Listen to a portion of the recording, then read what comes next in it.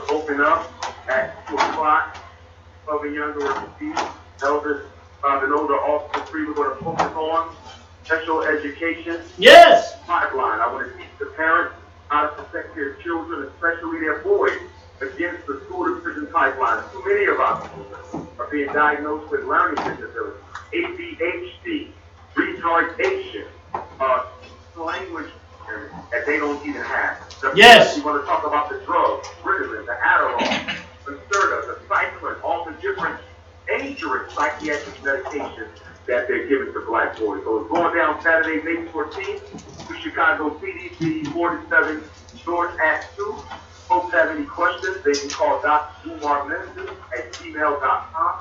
It's RUMAR Memphis at gmail.com.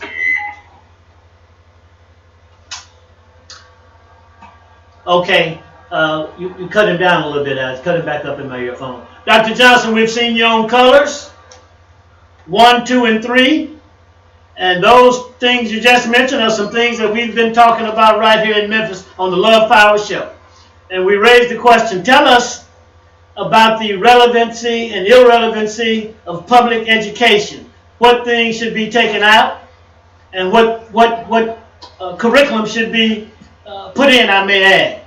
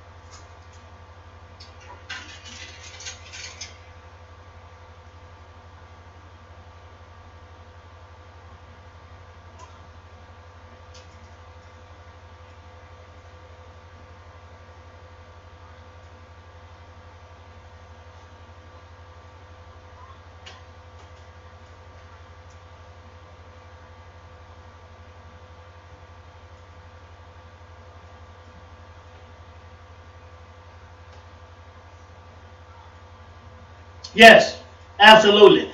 Now, let's talk now about our young black boys under assault.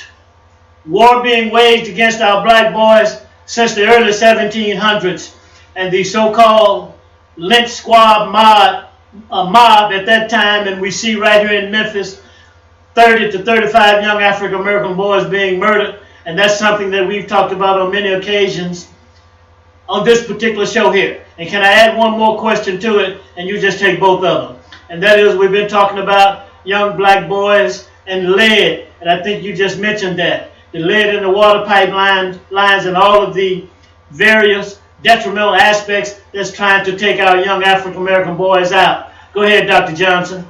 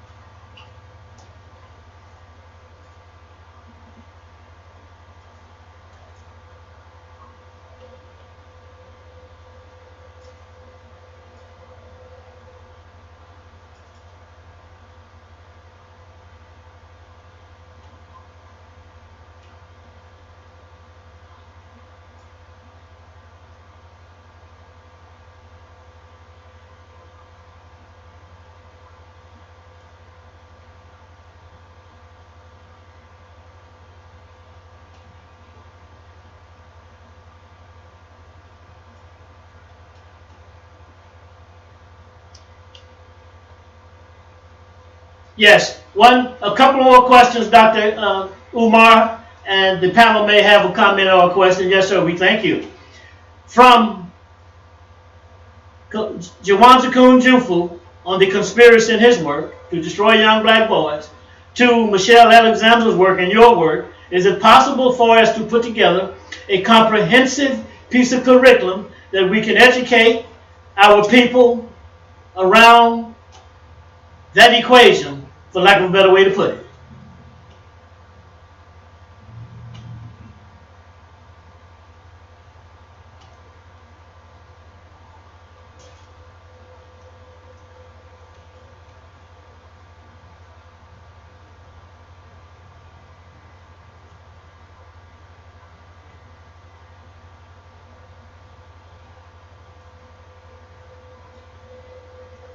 Absolutely.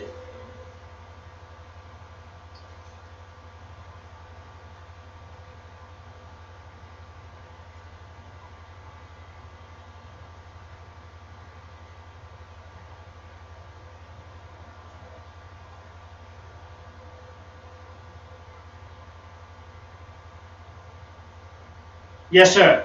And can we put together something around parenting while we're talking about it? Yes, sir.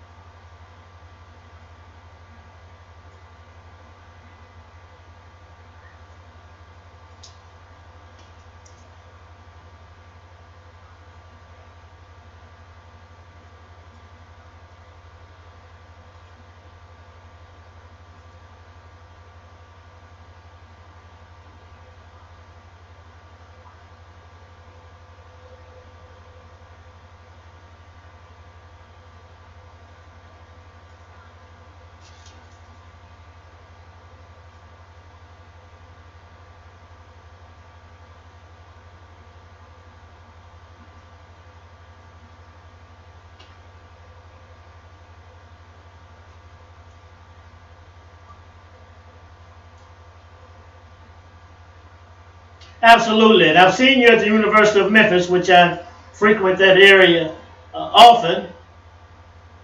No, it was just last year. Yes. Doc- well, it could have been 13 because I've been there for a couple of years. It could have been 13. But, okay. Now, one last question. Is it possible to pull together an interview with the Love Power Show for a longer span of time? Because we only have the one line here. And other people, we're all excited about you coming here. So we want to allow some other people to call in, but like to talk with you further about a longer interview, 30 minutes to an hour, for YouTube purposes and educational purposes as well. How's that sound?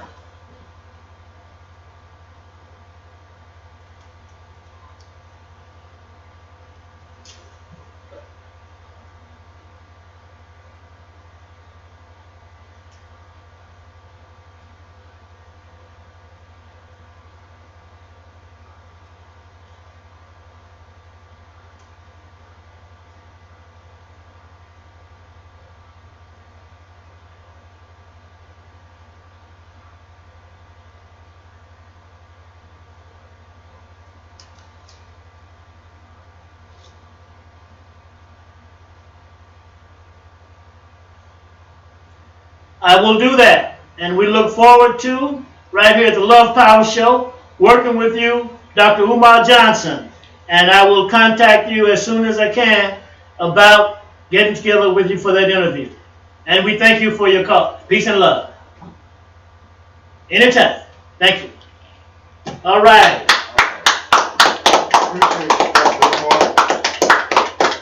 Dr. Umar Johnson, everybody. All right. You know, I forgot. You all may have wanted to talk with the brother, Dr. Johnson. You okay, Omar?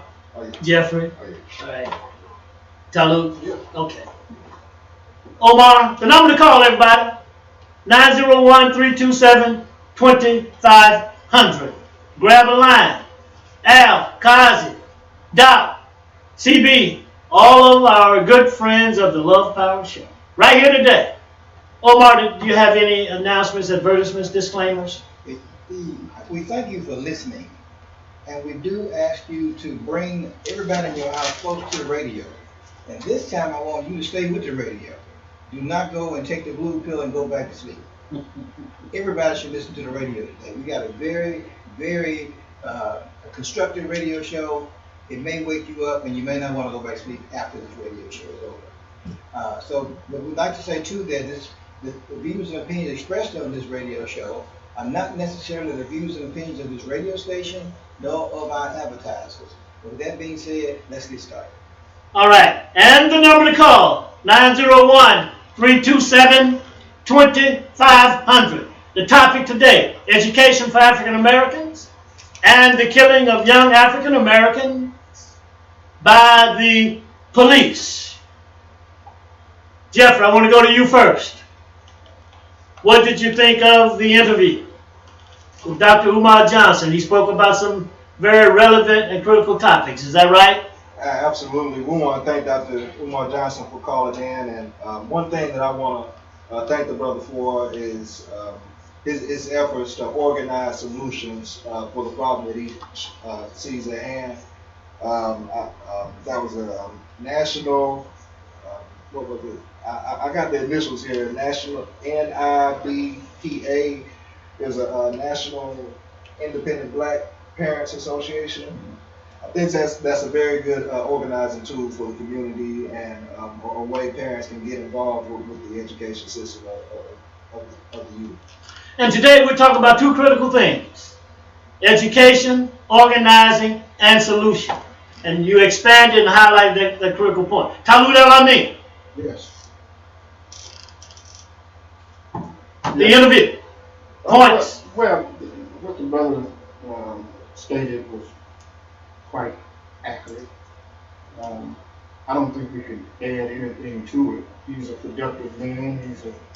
He's doing apparently all that he could do to assist our community, our families, and we need more and more individuals like him. And perhaps we can create a coalition here in Memphis, Tennessee to assist him and to push forward his agenda. Yes, thank you, Talut. A great point. Check it out, everybody. A promise made and a promise kept. A shout out to Dave and Shane. And we thank you and appreciate you. Appreciate the AM 1600 WMQM station, radio station. Now, want to say something about Mandefa Productions, bringing Asra Kwesi and his wife Maniria Kwesi to Memphis on June 4th, 485 Beale Street. Mandefa Productions, Asra Kwesi and his wife coming to Memphis. Omar, according to the commercial appeals examination, it says that the MPD investigated 21 of 22 of cases itself rather than calling in outside independent investigators. The exception involved the shooting death of a 15-year-old. Let me read that again. That sounds very critical while we're talking about critical analysis, Jeffrey. The Memphis Police Department. Now, we wouldn't call in the Fox to investigate a crime or murder at the hen house. We wouldn't do that, would we, Jeff? Absolutely. Omar, it said the Memphis Police Department. But this article, I'm sorry, I said commercial appeal, I'm sorry. This is a piece of research that we put together from the internet. So let's take that statement again. The MPD investigated 21 of 22 cases itself rather than calling in outside independent investigators. The exception involved the shooting death of a 15-year-old. All those were killed were males. About 75% were black males, their ages ranging from 15 to 66. The officer reported that these men had a gun pointed at them. In 10 of those cases, or 40%, in 3 cases, or 13%, suspects had a knife at the time of the fatal shooting. And here's one by name. One officer, Pierce Hayden, was involved in 3 separate fatal shootings during the 5 years. I thought there was something with the other police officer. 2. Here's a guy with 3. Killed 3 African American men. And this doesn't sound like a reason to kill anyone. Not to me. Now, I could be wrong. Omar. You know, whether the investigation is done by the Memphis Police Department or done by Jesus Christ, it doesn't matter. The Tennessee Bureau of Investigation just investigated the shooting of the young man Darius Stewart. And in a 800 and some page report, summary of the investigation, they recommended indictment of the police officer because there were several things that were violated in terms of that young man's rights. Amy Wyrick took the suggestion of the Tennessee Bureau of Investigation to the grand jury, and she suggested indicting the officer for using a gun in a felonious manner and for violating the rights of Darius Stewart. And the grand jury refused to indict. They allowed this police officer today, who's only been with the Memphis Police Department for 5 years, today he is collecting a pension based on the fact that he has said, and doctors have corroborated, he has post-traumatic stress disorder.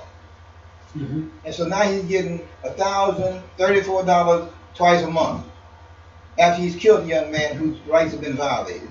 The case is still pending in civil court because they feel like they do have a rights to prosecute that case in civil court because of a civil rights violation. But again, whether it was done by the Tennessee Bureau of Investigation, the Memphis Police Department, or Jesus who sits on the throne, it's very rare that a police officer is going to be indicted for committing an injustice against our people, armed or unarmed. It doesn't make any difference. Mm-hmm. Okay, listen, I want to mix it up a little bit and go to you, Jeffrey, and Talut with the same question. What role can or will education play in the light of the killing of young African American men? What role will or can it play? And while we're at it, let's define education right now to the best of our ability for African American. Same question. Go ahead, Jeffrey. Then you, Talut. All right, I'm just, since I didn't have time to look it up or what I'm just going to go with the understanding of what education is for. It is. Let's go with what we got. Being the talk tools to make you successful in your life. That's just a general definition. But I think what's going on now is we need to bring it down a level, because what we're dealing with here in 2016 all over America, when it comes to black people and especially black males, is black male survival and black manhood. So unless, and I feel the current education system right now is not set up to promote black manhood, and definitely not the survival of black males in America. And so in order for us to be able to say that we're effectively educating our black men or our black young men, then it's going to have to be other black young men who relate to those young black men's lives. And this type of education currently cannot be done in the public school system. So we have to come up with alternative ways to educate our young black men, or we're going to continue to see the same patterns that we're seeing with our young black men being shot down in the streets. All right, listen, we've got a caller. Let's take this call, and maybe this will add to what we have to work with, Talut. Let's take this call. Go ahead, caller. Yes, sir. Hey, man, so good to hear from you.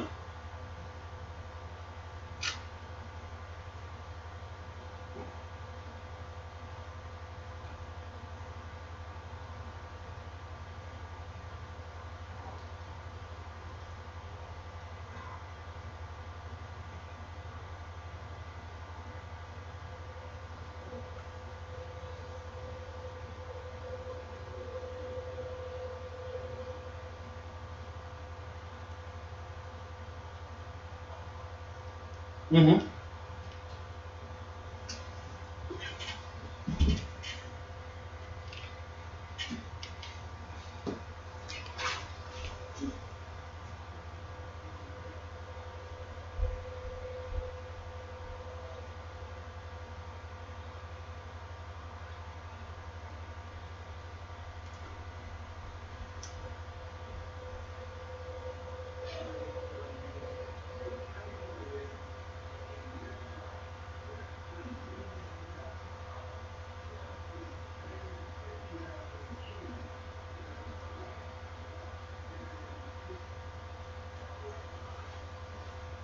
Okay.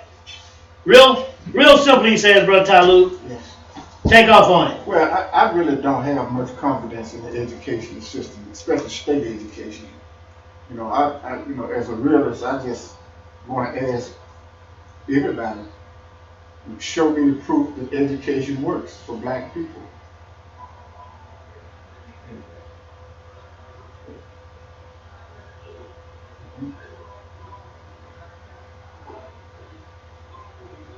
Yes.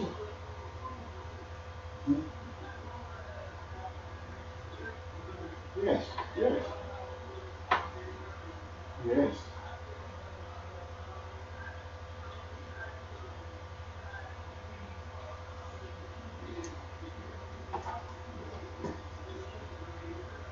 Yes.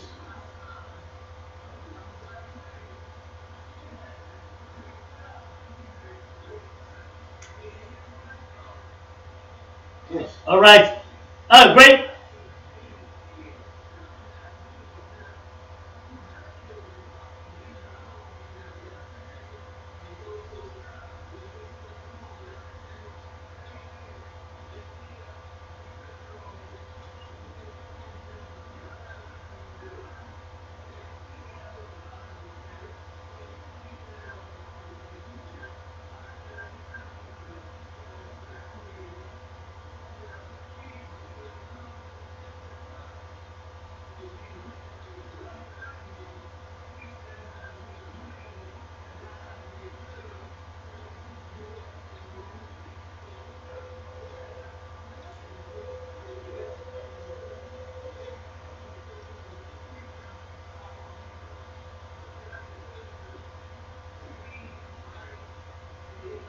Okay. Let it. Thank you. Thank you, CB. CB. Let Brother Talut respond. Thank you. Thank you very much, CB. Um, I agree with the mentoring, but I don't think anybody can show me a case where the state educational system has actually worked for black people. And I'm talking about Hold on, CB. fundamentally. I'm talking about the infrastructure of the black community. Show me the productivity. Show me where the educational system has given us the brain power to take care of ourselves, to be an intricate part of commerce and trade, to be an intricate part of the world, to know exactly what has happened to our ancestors. Know our, as we call it, black history. In Memphis, Tennessee, these subjects are not taught. But what is taught is how to make us productive living beings for corporate America. Okay. So we can actually, hold on, let me finish my thought, so that we all collectively together know how to act in front of other white people, know how to use their language for them, know how to count their products in inventory. That's all. Okay. That's all the education system has given us. Now, if someone can call in and share something with me that proves me incorrect, then I will apologize and we'll move forward. Okay. Now, hold on a second, CB. What I hear from you, in my estimation, is partially correct and a great point. And I also hear from Talut another point that can be backed up, confirmed, and verified. But I want to encourage you, CB. You've done a great job. I've known you for a long time. And you and I have demonstrated what productive African American can do. But I urge you, CB, to come and join us Yes. in doing some of the things that you've done and talking about, and let us hash out the critical points that can be productive. Now, one last point, then I'm going to go to. I think you want to wrap it up, CB. I'm going to go back around the table. Now, I studied several courses in sociology, and a white woman,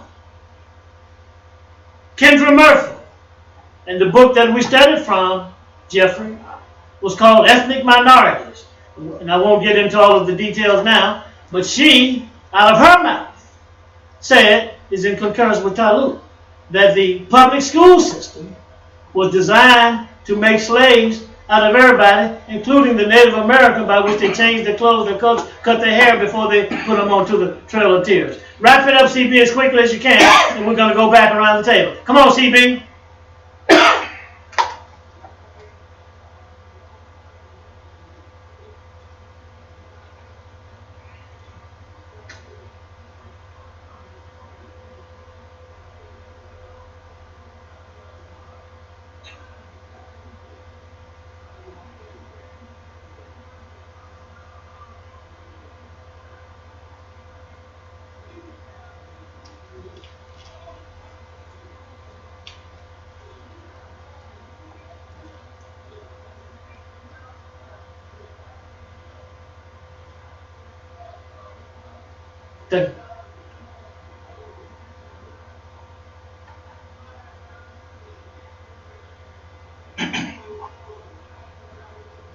Take 30 seconds, CB, and wrap it up.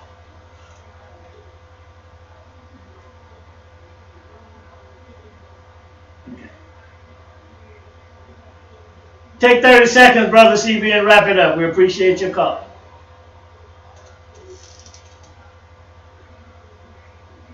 Okay. Well, open up the door and I'll get it. Listen, we invite you to our next critical session. You have great insight, knowledge, and wisdom, and we thank you for your call. Education and organization, Omar, for African Americans. Education and organization. And one thing that I hear from many of us, real quick, is overgeneralization, Jeffrey, and we'll come to that. Do we have a call on the line? Who's on the line, Isaac? Brother Kokayi. Brother Kokayi is on the line. Omar, let's take a line from Brother Kokayi, and we thank you very much, Isaac. Come on in, Brother Kokayi. 2 minutes and 30 seconds. Fantastic. Good, good.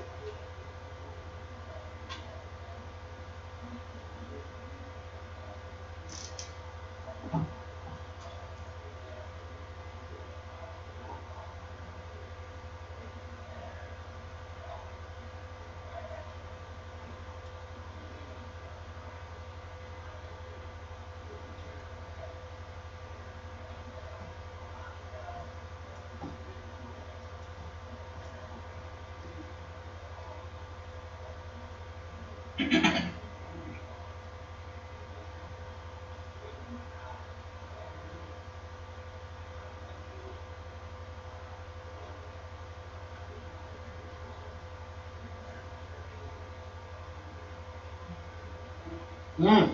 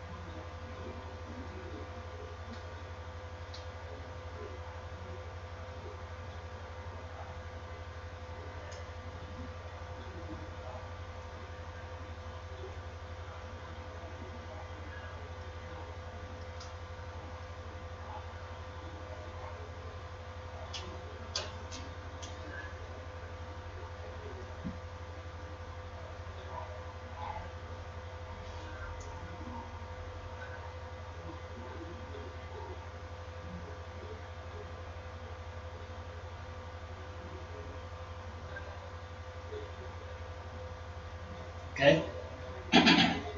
Couple of quick questions, Brother Kakayi. A couple of quick questions. You mentioned cause and effect.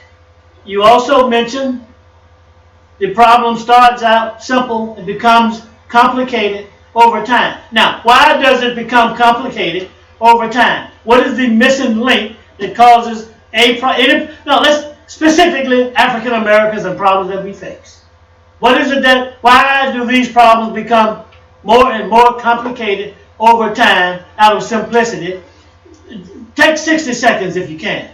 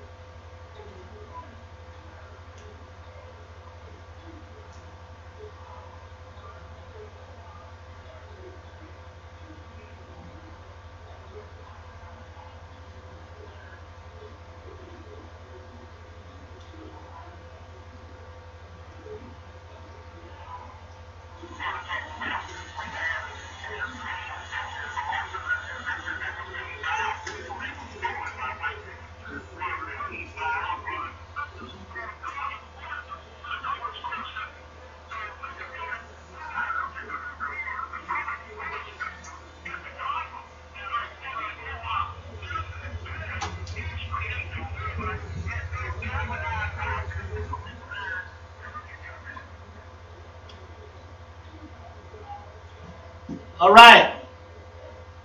Brother, thank you. Yeah. Thank you, brother. Brother Kakayi, thank you. You're on fire, brother. I see smoke jumping from the phone. He's on fire. Thank you very much. I want to go. We thank you. We thank you for your call, your insight, your wisdom, and your knowledge.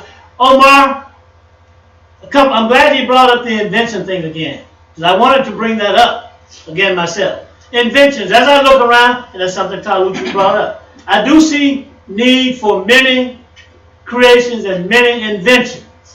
I fathom myself as being a possible inventor. I'm looking at a couple of things that could be useful. But Omar, you take it. Who's on the line? Kazi. We've got Kazi.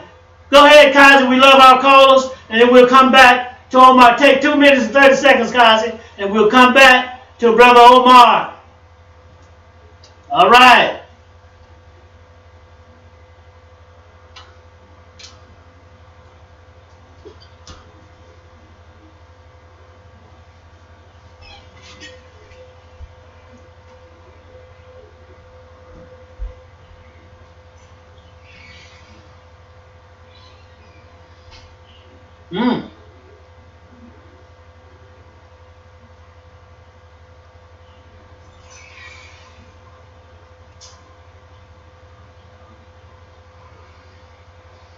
Yes.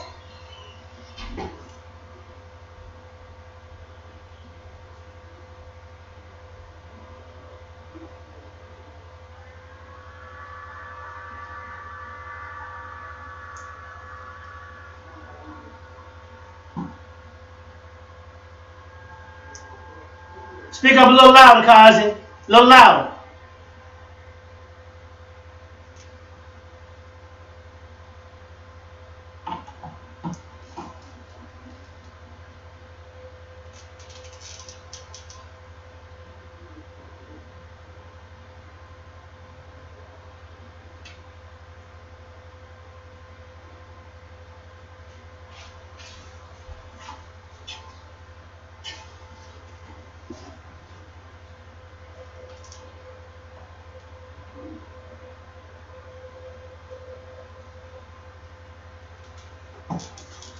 Thank you. Thank you. They're not coming through on YouTube. They can't hear us.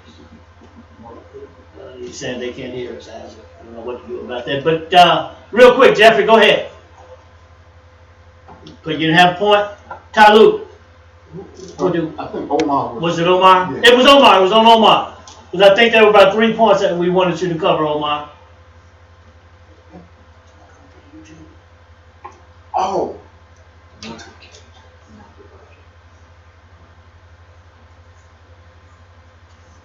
Go ahead, brother Omar. Let's look at some of the previous callers' statements. And let's go back to, we're talking about something like Brother Kukai said, but let's talk about the cause. How did we get like this? If you look at the school system of yesterday, where it was very segregated, such that most black children had black teachers, the black teachers were the vanguard for the educational process of our children. Today in America, 70% of our children are taught by white teachers. They're not taught by black teachers. And these white teachers don't have the same kind of a sincere desire for our children to learn that our black teachers had back in the day when I went to school. And they weren't just concerned about educational process, they were concerned about us as human beings, as people. That's why they had discipline in the school. They had culture in the school. They had the educational process tied to the community values in that neighborhood. That educational process was a whole process. Now we don't have that. Then let's look at another situation. Let's look at how did it get like that. Let's look at Richard Nixon, who put together a drug bill, a war on drugs. And it was just recently revealed by one of his assistants, Eric Haldeman.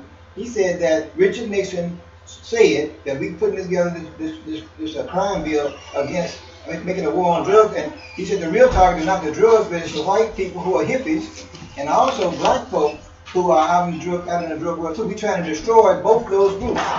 And he did a good job with that because back in the 1980s, we had around 200,000 black men in the penitentiary system. Now with the war on drug bill that Richard Nixon put through and then the crime bill that Bill Clinton put through, we have about 2.3 million black men removed from the household. So now we have a household where 30% of the households have a black male to give black men substance, to show them how to get to manhood. Back in my day, it was around 70% households had a black man in the house to give black men substance and to show black children how to get to manhood. That's been destroyed by this wicked system that we live under. It's not an accident. Even today, with the future black teachers we have in the school system, black history is being rewritten. When you look at a book in Bartlett that talks about history and it's telling the children that the black folk came over here on boats to help white people build cabins. And that's the reason they came over here. They didn't come over here in chains, and they came over here and suffered misery and suffering and death. That whole history is being rewritten, and we're too silent on it because we don't have enough black teachers there in the gap to be vanguards for the education of our children. There's a lot that's got to be done.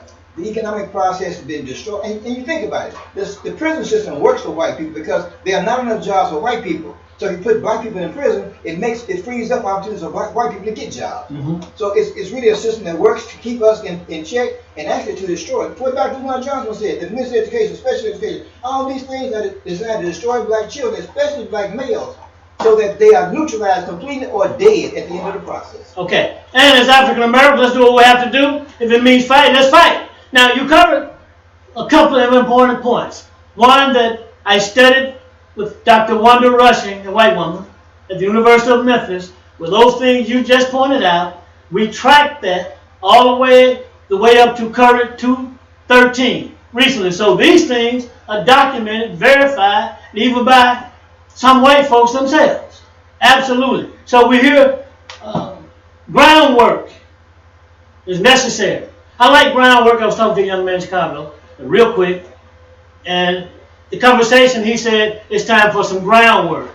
I like that because I like the work that Emil Cocker-Brawl did as an agronomist working with the earth, the ground, the dirt, and culture and identity, and plants and flowers.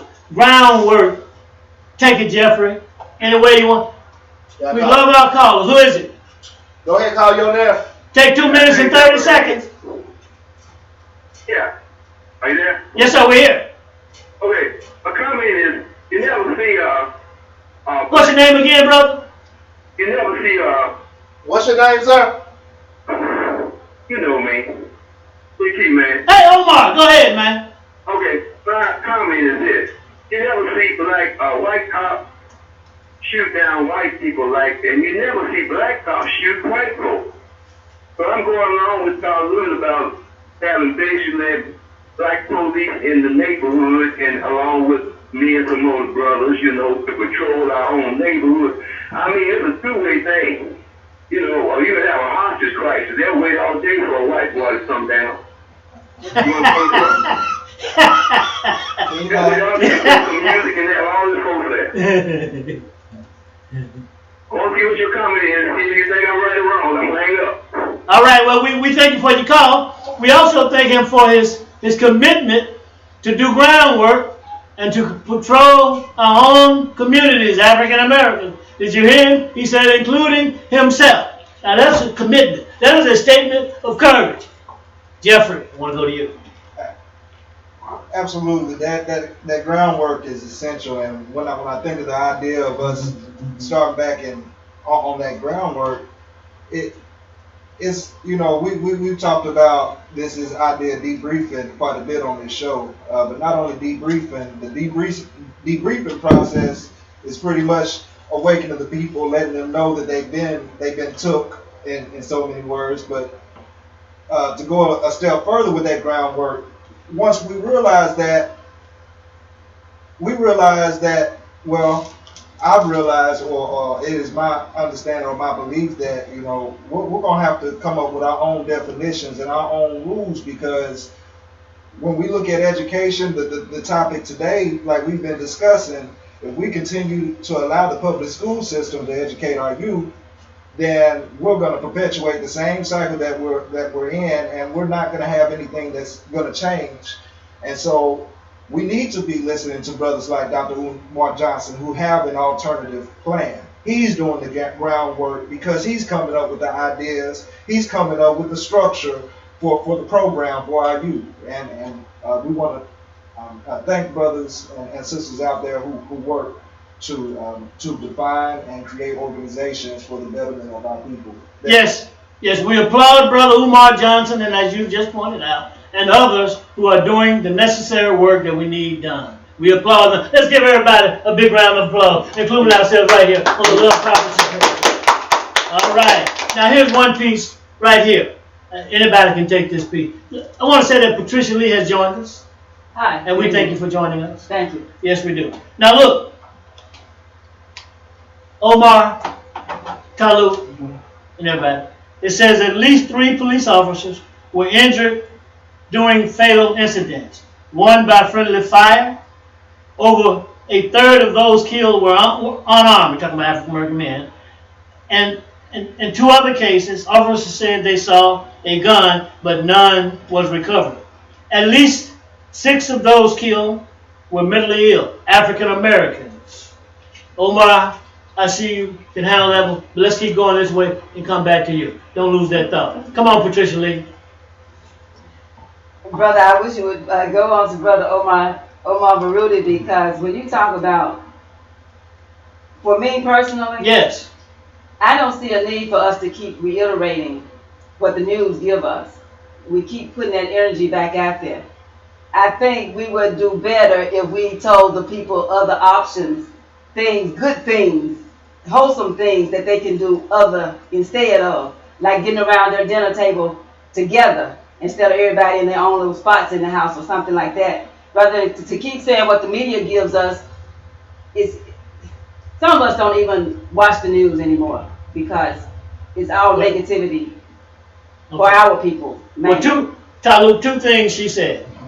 That one of her solutions to the problem is to sit around the dinner table together, which I like that. That's a great idea, as opposed to somebody in the den and the other room over there, etc., and not having a fruitful discussion. But she also said something about not reporting what we see in the news and not critically examining that aspect of the problems that we face. Talut? Mm-hmm. Yes, what Ms. Lee said is exactly how the contribution of a woman into the process works. Women tend to see things a whole lot different than the way men see things when society is at stake. And she's 100% correct. Okay, yes, we need family structure. Okay, but At the same time, we need men to come out here and give their lives to correct the problems. See, we're going to have to sacrifice some lives, and we don't want to do that. What we really want to do, we want to die in the comfort of our home, lying in our beds, with our family around us, wishing us farewell. But that's not the way the world is. The world is designed for men to give their lives, to die for a cause, for something that's bigger than themselves. We don't want to do that. See, that's the problem. That's the whole problem. It's not education, structure, or system, or anything, although it doesn't serve us well. It's not the problems in the streets. It's none of that. It's black men wants to be safe.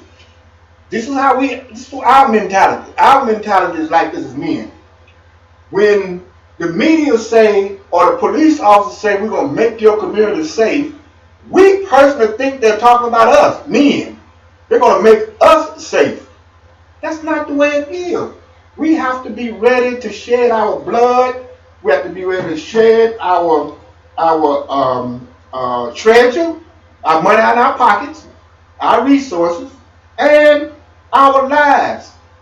Death has to come upon us before we can correct this problem. Because we had war. We had war whether you want to accept it or not. Take 30 seconds. Many of us are dying at the hands of our boys, killing our boys, the police department killing us. You know, we're dying in domestic disputes. There is a war on us, all of us. But we want to be safe. We're not safe. Okay. Omar, two statements were made. And I heard Talut separate his statement from Patricia Lee's statement. And that women see things differently than men. So my question, period, is shouldn't, in terms of a family unit, a marriage unit, since we see things differently, shouldn't we figure out a way to come compatible, to form the bond of unity? I also heard Brother Talut talk about, as he usually does, not being afraid, was that part I like, to give your lives in the cause of freedom for black people and your loved ones, to be willing to fight. So where are we in this discussion right here around those 2 points, Brother Omar, and your assessment? We're really up against the clock. Let's move with the quickness. We've got 8 minutes. Let's take 8 minutes and see what we can do.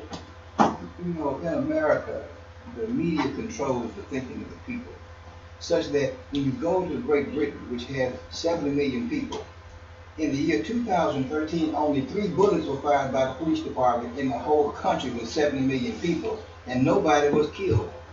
When you go to Japan, where they have 127 million people, and in the year 2014, they only had 11 murders in the whole country, and they were not killed by police officers. When you go to other countries on earth, it's the same way. There's a mentality in America that the answer to every problem is to kill it. It's not just the police department, they put it through the media so our children grab a hold of it. Even in the video games they play, the object of the game is to kill the enemy, not just neutralize it, but to kill it. If we go back and disarm this country, disarm it mentally first, and disarm it with the guns they have. You need a gun that's got a safety, 2 or 3 safeties on it. You got to think 3 or 4 times before you can pull the trigger. But we don't have that. We need laws that say if a man is known to be mentally unstable, you have no right and no authority to pull the trigger and end his life. That needs to be a law. How do we get those laws? The people got to rise up. People got to rise up. And get these whores out of Washington, D.C. They're being bought by corporate whores. You call them whores. Okay. Yeah. Get the people must rise up. They got to rise up call and them get whores. rid of the whorehouse. Okay. And put in Whorehouse. to really represent the people. Marcus Garvey said, up you mighty race. Up you mighty race. You got to Jeffrey, we've got a call. We're coming right to you. Hold on, Brother Tatum.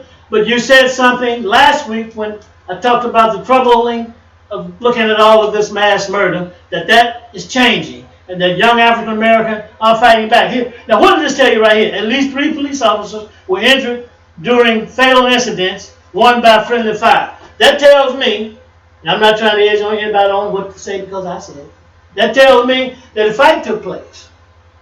And we've seen some fights on YouTube. And we saw a fight right here in Memphis.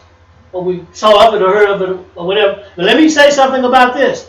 Not all police officers, in my mind, y'all can take a position, are bad. Most of them are. 2 or 3 are good. And the rest of them who are not good or bad are complicit. Jeffrey, I want to take Tatum right quick. Tatum! 60 seconds, Tatum. We're up against the clock. Let's move with the quickness. I just want to call you out today, but I've been in and out.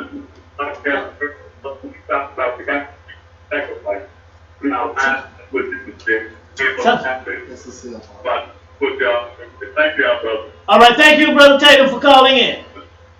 All right, Jeffrey, we've got 4 minutes. Let's move. All right, I just want to say that on your question that it goes back to what I was saying earlier. You see, our problem, like Brother Talut talks about a lot of times, is this whole idea of fear. You see, well, the only way to overcome your fears, from what I've experienced, is to confront them. And you can't confront a fear by running away. But you see, it's on so many different levels that we've got to overcome our fear, because we've got to believe in ourselves and become confident that, okay, this authority that we have in this country is not serving us justice. So we're being treated injustice, so we have to choose for ourselves what justice is for us. And so if they're not giving us the justice that we feel is appropriate, then in some cases, well, in all cases, we have to get to the point, in all cases, that we have to make the justice come to a reality by our definition of it. Let me ask you real quick about these different levels of fear. Do you have them here today for us, or you want to bring them back next week? The different levels of fear among African Americans. You want to take up there next week? Oh, yeah. Okay, let's do that. It's going to be a great time. Oh, yeah. But you'll be right in your field. And your field of education, expertise, and endeavor. The 7 levels of fear, of the however many they are, by Jeffrey Steele on next week. Come on, Tatum, real quick. 60 seconds. We're up against the clock. We got to roll now. Let's chill. I'm sorry.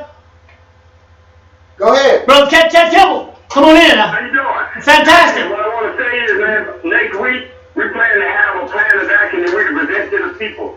EPA is going to be here Thursday, we're going to meet in Light, Gas, and Water. We're going to get our community leaders together, and I'll talk to you about that. We're going to meet this Thursday with the community leaders, and we plan to have a plan of action that we can present on the show next week, letting people know that we're ready to take action. If Light, Gas, and Water doesn't do the right thing 100%, and the city, then we'll move forward and we'll have a plan.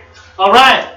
Thank you for your call. Let's go forward. Call me after the show, or I'll call you. Either way, we're up against the clock. Let's move with the quickness. Jeffrey, Brother Talut, come on in, Sister Pat. Yes, I'd just like to chime in that I want to commend you all for what you're doing in opening the eyes and consciousness of the people.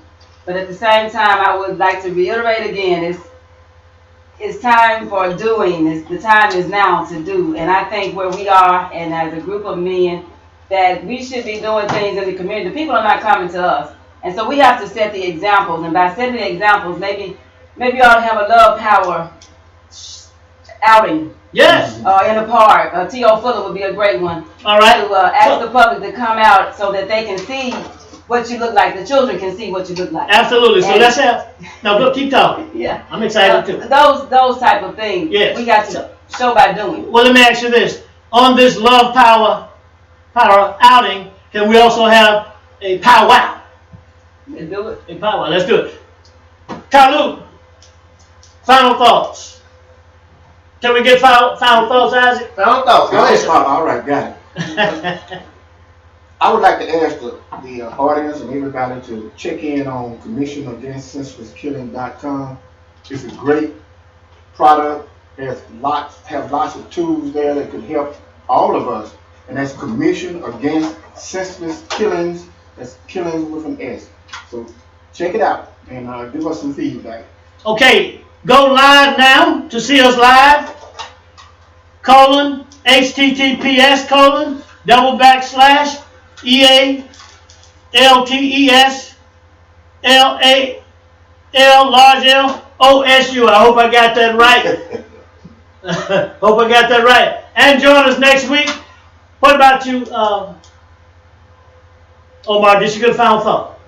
Don't get found out. My final thought is come back next week, we're gonna do part 2. Next week, part 2. Thank you, everybody, for coming. Come back next week. Tune in next week, everybody, to the Love Power Show. Hey.